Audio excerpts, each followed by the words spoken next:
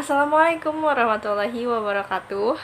Kami dari kelompok 5 yang beranggotakan Arinda Oktavia Wijaya, Elisa Fitrida Hidayati, Firda Regita Cahyani, Harpagina Putri Bahri, Noval Satria Akbar, dan saya Nur Inayah. Pada kesempatan kali ini akan menjelaskan materi yang berjudul Peran Manusia sebagai Khalifatullah di Muka Bumi.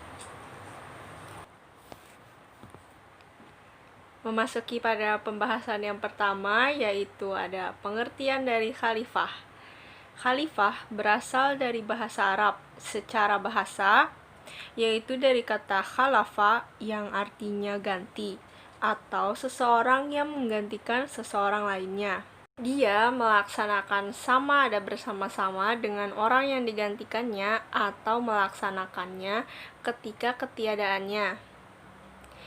Termasuklah yang pertama menggantikan orang yang tiada, yang kedua menggantikan orang yang telah mati, yang ketiga menggantikan tempat bagi orang yang tidak mampu menguruskannya, dan yang terakhir adalah menggantikan tempat seseorang sebagai memuliakannya. Sedangkan pengertian khalifah menurut istilah ialah generasi manusia yang dipilih oleh Allah Subhanahu wa Ta'ala sebagai penggantinya untuk mentakdir, mengurus, dan memakmurkan muka bumi ini dengan menjalankan 5 syariah Allah Subhanahu wa Ta'ala yang ada di peringkat pribadi, keluarga, masyarakat, negara, dan antar bangsa. Selanjutnya ada asas-asas tanggung jawab manusia sebagai khalifah.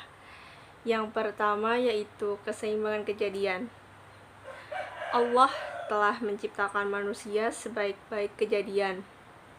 Oleh karena itu, manusia telah diberikan oleh Allah dengan berbagai kelebihan karena untuk melaksanakan tugas sebagai seorang khalifah.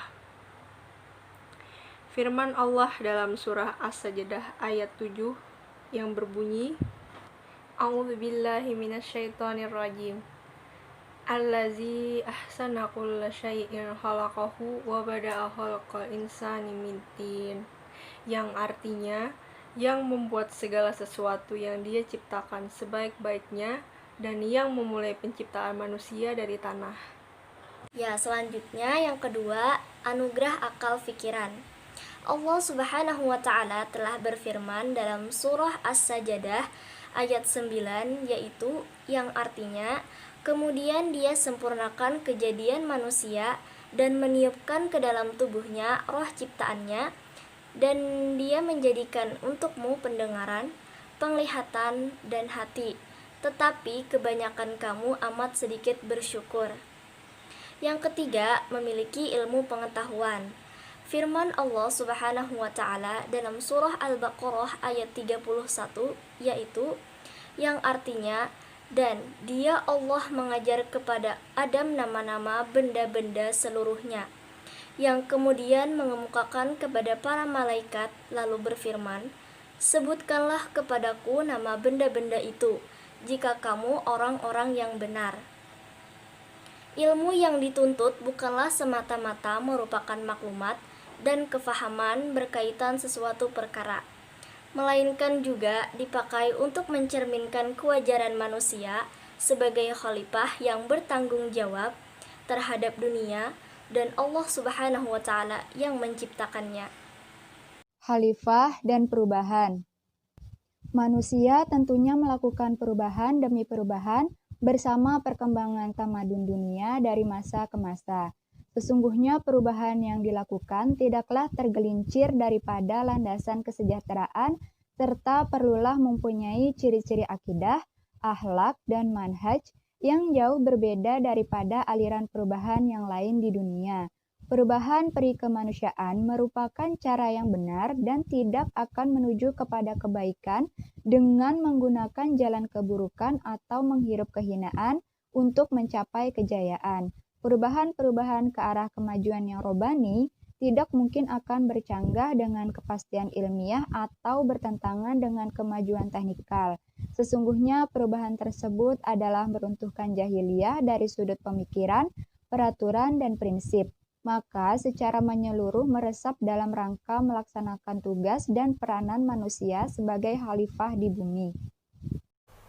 Selanjutnya saya akan menjelaskan tentang konsep khalifah dalam Islam. Makasin dalam Aminah DKK tahun 2005 164-165 menjelaskan secara ringkas, khalifah adalah pemegang amanat atau mandat.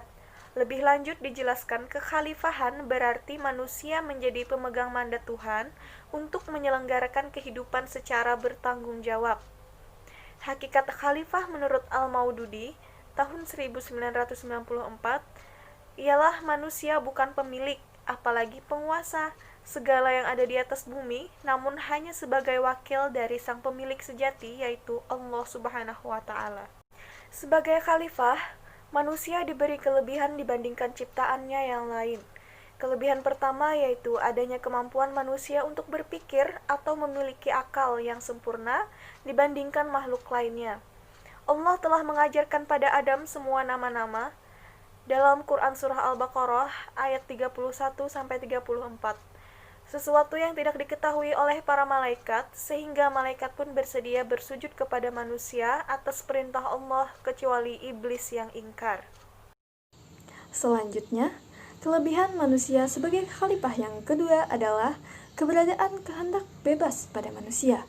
Dalam berbagai aliran teologi Islam, konsep kebebasan kehendak ini telah menjadi pertentangan sengit antara dua kaum, yaitu kaum Qadariyah dan kaum Jabariyah, di mana yang pertama mengakui adanya kebebasan kehendak manusia, sedangkan yang kedua ini menafikannya. Meskipun begitu, Asy'ariyah berusaha mendamaikan dengan mengatakan bahwa manusia mempunyai kebebasan walaupun itu hanyalah suatu kiasan, karena kebenaran segalanya dari Tuhan.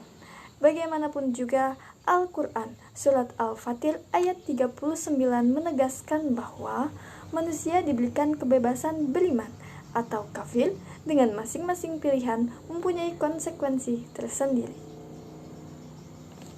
Berdasarkan video pembahasan tadi, dapat kita simpulkan bahwa di dalam Islam, khalifah digunakan sebagai kata kunci dan bukannya kata keadilan atau yang lain, karena kedaulatan yang sesungguhnya adalah milik Allah Subhanahu wa Ta'ala. Sehubungan dengan itu, siapapun yang memegang kekuasaan dan menggunakan kekuasaan itu sesuai dengan norma-norma dan hukum-hukum Tuhan, maka dengan sendirinya ia menjadi seorang khalifah.